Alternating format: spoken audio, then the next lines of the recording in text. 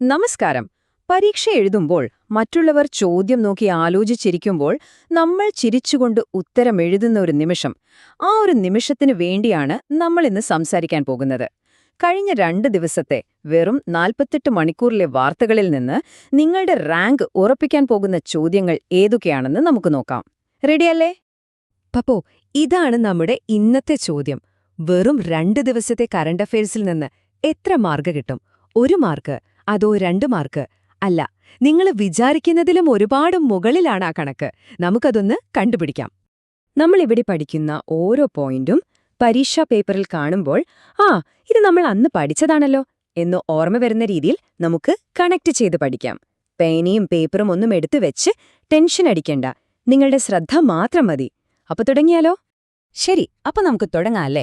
നമ്മുടെ ആദ്യത്തെ ഏരിയ എന്ന് പറയുന്നത് പ്രധാനപ്പെട്ട ദിവസങ്ങളാണ്.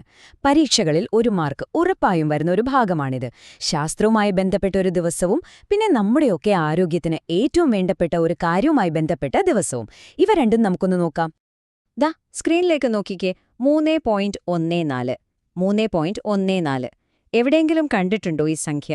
കണക്കിൽ നമ്മളെ കുറച്ചൊന്നുമല്ല വെള്ളം കുടിപ്പിച്ച ഒരാളാണിതിന് പിന്നിൽ. ആരുടെയെങ്കിലും ഓർമ്മ വരുന്നുണ്ടോ? ഏതാണ് തീയതി? Correct, March 14. ഈ ദിവസത്തിന് ഒരു പ്രത്യേകതയുണ്ട്. ഇതൊരു ട്രിപ്പിൾ ധമാക്ക ദിവസമാണ്. ഒന്നാമത്തേത് നമ്മുടെ കണക്കിലെ സൂപ്പർ സ്റ്റാർ പൈയുടെ ഓർമ്മയ്ക്കുള്ള പൈ ഡേ. രണ്ടാമത്തേത് യുനെസ്കോയുടെ അന്താരാഷ്ട്ര ഗണിതശാസ്ത്ര ദിനം. ഇതിൽ ഒരു ഷ്വർ ക്വസ്റ്റ്യൻ ഒളിഞ്ഞിരിപ്പുണ്ട്. 2026 തീം എന്താണ്? ഗണിതശാസ്ത്രം എല്ലാവർക്കും. ഇത് നോട്ട് ചെയ്തോണം, ഉറപ്പായും ചോദിക്കാൻ സാധ്യതയുള്ള ഒന്നാണ്. തീർന്നില്ല, മൂന്നാമതായി നമ്മുടെ എല്ലാം പ്രിയപ്പെട്ട ശാസ്ത്രജ്ഞൻ ആൽബർട്ട് ഐൻസ്റ്റീന്റെ ജന്മദിനവും ഈ മാർച്ച് 14 തന്നെയാണ്. ഈ കണക്കൊക്കെ പഠിച്ച് തല ചൂടാവുമ്പോൾ നമുക്ക് ഏറ്റവും കൂടുതൽ ആവശ്യമുള്ളൊരു കാര്യമുണ്ട്. അതെന്താ? ഉറക്കം. അതിനുമുണ്ട് ഒരു ദിവസം, ലോക ഉറക്ക ദിനം, മാർച്ച് 13. പക്ഷെ ഇവിടെയാണ് PSC നമ്മളെ കുഴപ്പിക്കാൻ പോകുന്നത്. ഇതെല്ലാ വർഷവും മാർച്ച് 13 അല്ല, പകരം മാർച്ചിലെ 2ാമത്തെ വെള്ളിയാഴ്ചയാണ്. ഈ 2ാമത്തെ വെള്ളിയാഴ്ച എന്ന പോയിന്റ് പ്രത്യേകം ഓർത്തുവെക്കുക. ഇങ്ങനെയുള്ള ചോദ്യങ്ങളിലാണ് മാർക്ക് പോകാൻ സാധ്യത. ഓക്കെ, അപ്പോൾ ദിനങ്ങളൊക്കെ നമ്മൾ സെറ്റാക്കി. ഇനി അന്താരാഷ്ട്ര വേദിയിൽ നിന്ന് നേരെ നമ്മുടെ സ്വന്തം കേരളത്തിലേക്ക് വരാം. PSC പരീക്ഷകളിലെ ഒരു ഇഷ്ടവിഭവമാണ് പുരസ്കാരങ്ങൾ. ഈ ഭാഗത്ത് നിന്ന് 1 മാർക്ക് പോലും നമുക്ക് നഷ്ടപ്പെടുത്താൻ പാടില്ല. നല്ല ശ്രദ്ധയോടെ കേട്ടിരിക്കുക. ആദ്യം നമുക്ക് SPCSന്റെ അക്ഷര പുരസ്കാരം നോക്കാം. ഇത് കിട്ടിയിരിക്കുന്നത് KP കുമാരനാണ്. അദ്ദേഹത്തിന്റെ നോവലിന്റെ പേര് ശ്രദ്ധിക്കുക, തച്ചൻ കുന്ന് സ്വരൂപം. ഈ 2 പേരുകളും ഒരുമിച്ചോർത്തുവെക്കാൻ കുമാരൻ തച്ചൻ കുന്നിൽ എന്ന് മനസ്സിലോർത്താൽ മതി. KP കുമാരൻ, തച്ചൻ കുന്ന് സ്വരൂപം. അടുത്തത് കുമാരനാശാൻ പുരസ്കാരങ്ങളാണ്. ഇവിടെ ശ്രദ്ധിക്കണം, 2 എണ്ണം ഉണ്ട്, മാറിപ്പോകരുത്. ഒന്ന് ദേശീയ തലത്തിലുള്ള പുരസ്കാരമാണ്. അത് ലഭിച്ചത് സീതാകാന്ത് മഹാപാത്രയ്ക്കാണ്. സമ്മാനത്തുക 5 ലക്ഷം രൂപ. നമ്മുടെ മലയാളത്തിലെ മികച്ച കവിക്കുള്ള പുരസ്കാരം ലഭിച്ചത് സച്ചിദാനന്ദനാണ്. സമ്മാനത്തുക 3 ലക്ഷം. ദേശീയ തലത്തിൽ അവാർഡ് തുക കൂടുതലാണ്, സംസ്ഥാന തലത്തിൽ അല്പം കുറവാണ് എന്ന് ഓർത്തുവെച്ചാൽ മതി. ഇനി പെട്ടെന്ന് ഓർത്തിരിക്കേണ്ട 2 ഒറ്റവരി കാര്യങ്ങൾ. ഇവയൊക്കെ ചേരുംപടി ചേർക്കാനൊക്കെ വരാൻ സാധ്യതയുണ്ട്. ഒന്നാമത്തത് കടമ്മനിട്ട പുരസ്കാരം. 2026 ഇത് ലഭിച്ചത് ഏഴാച്ചേരി രാമചന്ദ്രനാണ്. രണ്ടാമത്തത് ഒരു നിയമനമാണ്. സംസ്ഥാന കർഷക കൗൺസിലിന്റെ പുതിയ പ്രസിഡന്റായി VP സാനു തെരഞ്ഞെടുക്കപ്പെട്ടു. അപ്പോ അവാർഡ്സ് നമ്മൾ പഠിച്ചു കഴിഞ്ഞു. ഇനി അടുത്ത ഇമ്പോർട്ടന്റ് ഏരിയ ഏതാണ്?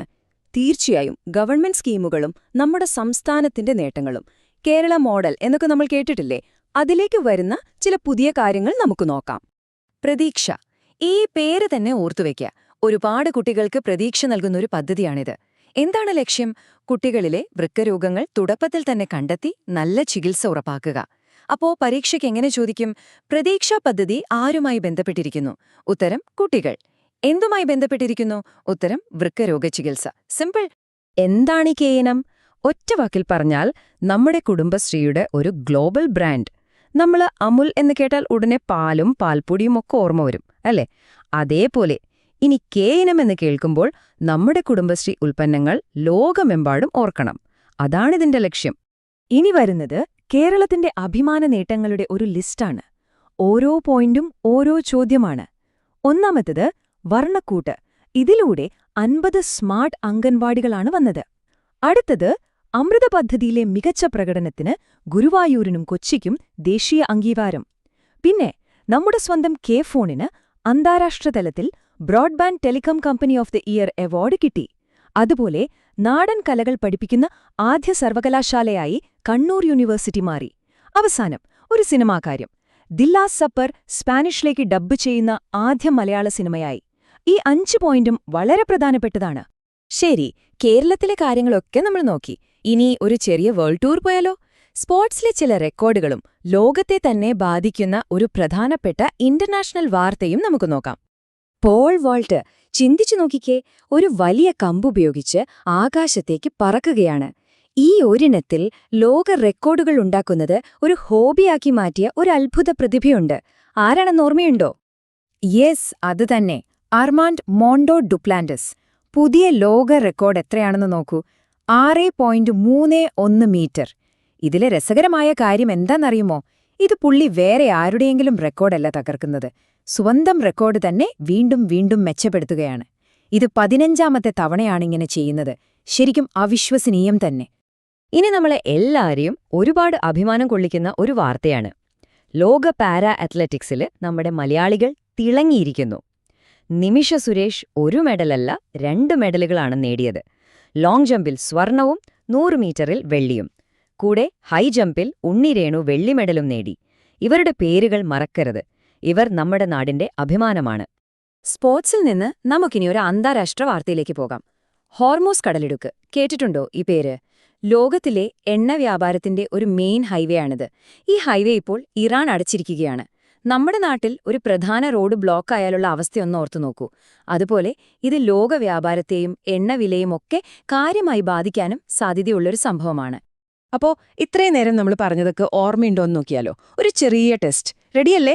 ഞാൻ ചോദ്യം ചോദിക്കും, നിങ്ങൾ ഉത്തരം മനസ്സിൽ പറയണം. സ്റ്റാർട്ട് ചെയ്യാം. ആദ്യത്തെ ചോദ്യം ഓർത്തെടുക്കാൻ ശ്രമിക്കൂ. കുട്ടികൾക്ക് ഒരുപാട് പ്രതീക്ഷ നൽകിയ ആ പദ്ധതിയുടെ പേര് എന്തായിരുന്നു അത്? യെസ്, പ്രതീക്ഷ. കിട്ടിയല്ലോ അല്ലേ? വളരെ ശരിയാണ്. ഓക്കേ, 2ാമത്തെ ചോദ്യം. കുമാരനാശാൻ പുരസ്കാരം. പക്ഷെ ശ്രദ്ധിക്കണം, ദേശീയ തലത്തിൽ കിട്ടിയത് ആർക്കാണ്? മലയാളമല്ല. ബ്രില്യന്റ്. സീതാകാന്ത് മഹാപാത്ര. മലയാളത്തിൽ സച്ചിദാനന്ദനാണെന്നും മറക്കരുത്. അപ്പോ കണ്ടില്ലേ, വെറും 48 മണിക്കൂർ, അതിൽ നിന്നാണ് നമ്മൾ ഇത്രയും മാർക്കുകൾ ഉറപ്പിച്ചത്. ഇതുപോലെ ഓരോ ദിവസത്തെയും വാർത്തകളെ ചോദ്യങ്ങളാക്കി മാറ്റാൻ പഠിച്ചാൽ ആ റാങ്ക് ലിസ്റ്റ് നമ്മളെ കാത്തിരിക്കും, അതുറപ്പാണ്. അപ്പോ ആത്മവിശ്വാസത്തോടെ മുന്നോട്ടു പോകാം. നമുക്ക് അടുത്ത ക്ലാസ്സിൽ കാണാം. All the best.